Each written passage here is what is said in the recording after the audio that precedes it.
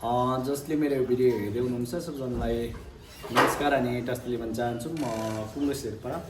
आज चाहिँ सोलु तिङ्लाको आदरणीय दाई गेल छिरी शेर्पाको चाहिँ जन्मदिन परेको छ र उहाँको जन्मदिनको अवसरमा चाहिँ अब कुनै ठाउँमा रहेको प्यारो बाबु नानीहरूलाई चाहिँ एक छाक मोहम्मद दान गरिदिनुहोस् भनेर चाहिँ उहाँले उहाँहरूको आफन्तहरू मार्फत पठाइदिएको छ भने अहिले जुन बेलुकाको खानामा चाहिँ हामीले यहाँ संयुक्त अपङ्ग एकता हज केन्द्रमा रहेको प्यारो बाबु नानीहरूलाई यो जुन बेलुकाको खानाको साटोमा चाहिँ मोमो त्यसै गरी फ्रुटी अनि केकहरू लिएर उहाँहरूको आफन्तहरू स्वयं यहाँसम्म आउनुभएको छ।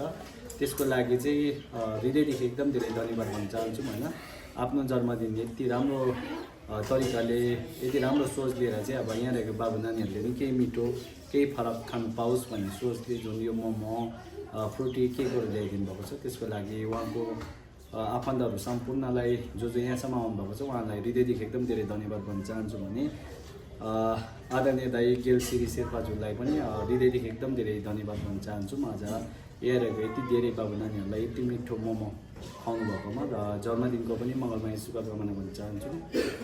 जीवनमा धेरै उन्नति अनि प्रगति गर्न सकोस्, चिताएको कुराहरू सबै पुरा भएर जाओस्, शरीरमा कुनै रोग वेदना नलागोस् र मनमा पनि दुःख पीडा नहोस् भनेर कामना गर्न चाहन्छु। हस्त धन्यवाद।